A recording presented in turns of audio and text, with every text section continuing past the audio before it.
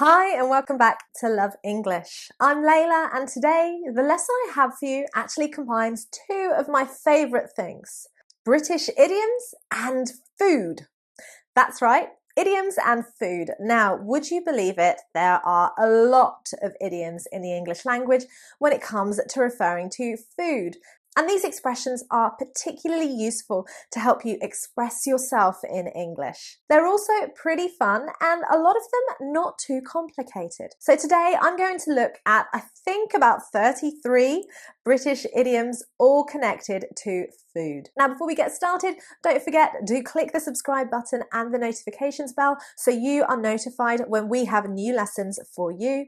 And you can also follow us on Instagram, Facebook, and Twitter. Right. Let's find out. Are you a smart cookie? Have you ever been in a pickle? Are you and your best friend like chalk and cheese? Let's find out.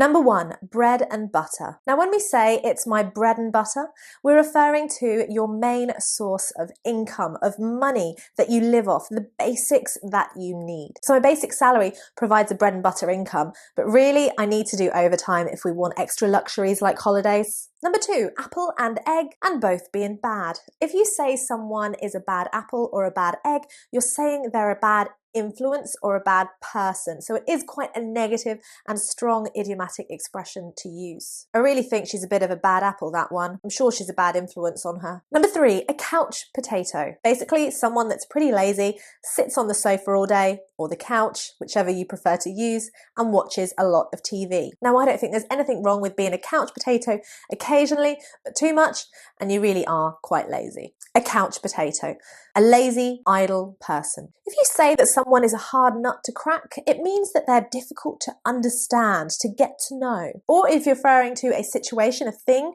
being a hard nut to crack, you're referring to a problem being difficult to solve. I really don't know much about him. It's a bit of a hard nut to crack. Number 5, a piece of cake. If you say that something was a piece of cake, you're not saying that you ate the cake and it was really yummy. You mean that it was easy. The exam was a piece of cake. I can't believe how easy it was. Number 6, if somebody's a smart cookie, they're not tasty to eat or with chocolate chips all over their face.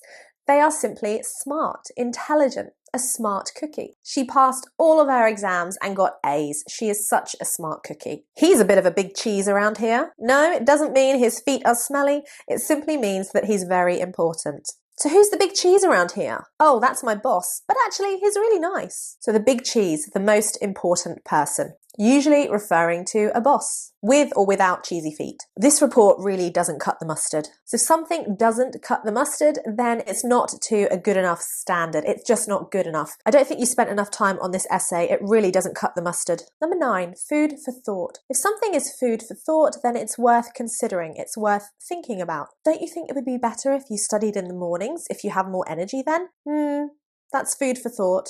Number 10, it's all gone pear-shaped. If something's gone pear-shaped, it's gone wrong. And it's gone unexpectedly wrong. You didn't think it would go wrong. I thought it was going to be a fantastic meal, but it all went pear-shaped when I added sugar instead of salt. Number 11, in a nutshell. If you say in a nutshell at the beginning of your sentence, you're saying, I'm going to simplify this for you. Simply put, in a nutshell, your work wasn't good enough. Sorry. In a pickle. If you've ever found yourself in a pickle, you found yourself in a difficult situation. Basically, in trouble or in a mess. So, she didn't take her wallet with her when she went out, and so she really was in a bit of a pickle when she had to pay for dinner. If you refer to a person as a pickle, then it is usually when we're talking about children and them being a little bit naughty or misbehaving. Oh, she's lovely, but she is a little pickle. 13, chalk and cheese. They are like chalk and cheese, meaning they are completely different in personality. So me and my brother are like chalk and cheese. We have very different interests and jobs, and we are like chalk and cheese. Now, Sabrah and I are two peas in a pod. Two peas in a pod. We are very similar. We have a lot of similar interests and things that we enjoy doing and like. So I would say that Sabrah and I are two peas in a pod rather than chalk and cheese. 15. Now, I've got to include this one. I can't not. If you say something is not your cup of tea, then it's not what you like. Horror movies are really not my cup of tea. But of course, you could also use this in the positive. Romantic comedies are just my cup of tea. Selling like hotcakes. Selling like hotcakes. If something's selling like hotcakes, they are very popular and selling very fast. So the English course book sold like hotcakes. Everybody wanted to buy one. The apple of my eye. You are the apple of my eye.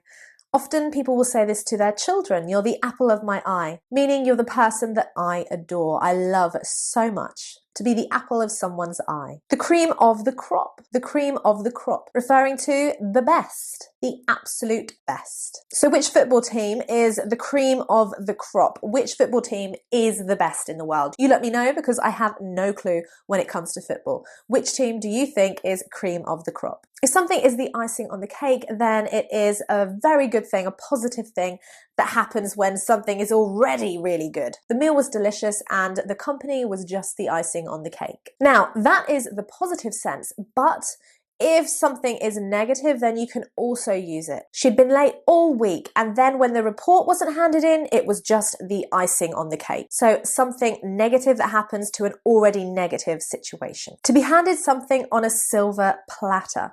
To be handed something on a silver platter, meaning you're being served something. This means that you've come by something, that you've obtained something very easily without having to work particularly hard for it. So the job was given to her on a silver platter. She didn't even have to interview for it. 21, to bring home the bacon. To bring home the bacon. Basically to bring home money, an income, a salary. Doesn't refer to bringing actual bacon home. Simply money. 22, to butter someone up, meaning to charm them, to make them see your way, to agree with what you're saying. Oh, she's always buttering him up to get her own way. So to flatter someone in the hopes of getting better or special treatment. To cry over spilt milk. To cry over spilt milk. Now, don't cry over spilt milk. There is no point crying over spilt milk. It simply means there is no point getting upset over something that has already happened and you have no control over. Don't cry over spilt milk. You need to eat humble pie.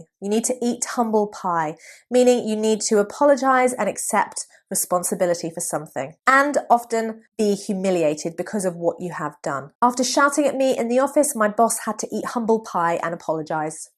To egg someone on. If you egg someone on, you're encouraging them to do something.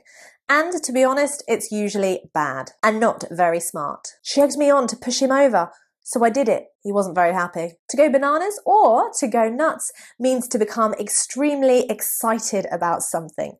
To lose control because you are so excited and happy about a situation. When she told me she was pregnant, I went bananas. I was so happy for her. Oh, next one. Perfect. To have a bun in the oven. She's got a bun in the oven. And in this case, we're referring to being pregnant, to having a baby in your stomach. It's quite a lovely, sweet expression to say. Rather than saying I'm pregnant, I've got a bun in the oven. To spill the beans. To spill the beans. If you spill the beans, then you tell someone a secret by accident. It was unintentional. I accidentally spilt the beans and told him about the surprise party. She's gonna kill me. The next one, actually one that I have already taught you quite recently, but I'm gonna add it again. To take it with a pinch of salt.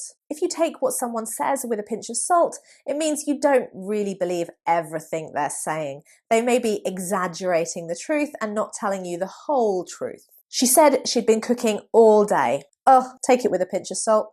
I'm sure she wasn't cooking that long. You can't have your cake and eat it too. You can't have your cake and eat it too. Or he wants to have his cake and eat it too. Meaning you want to have the best of both situations without having to make any sacrifice or commitment. He wanted to earn loads of money and work very little. You can't have your cake and eat it too. These two things really don't go together. If you want more money, you have to work harder, not less. So they are not mutually exclusive. You can't have it both ways. You can't have your cake and eat it too. Cool as a cucumber. If someone is cool as a cucumber, they are relaxed, they are unfazed, they do not get stressed or anxious about anything. So despite having 10 exams that week, he was cool as a cucumber. He wasn't stressed or fazed at all. So there we have it, a lot of idiomatic expressions, all connected to food, but these are commonly used. You will hear native speakers using them in conversation, in a movie, even at school and at work. They are super common idiomatic expressions, so why not try using them? Make sure the next conversation you have in English, you work one of these idioms in, or indeed comment below and have a go at using them. And for more idiomatic expressions, just click here. Thank you so much for watching.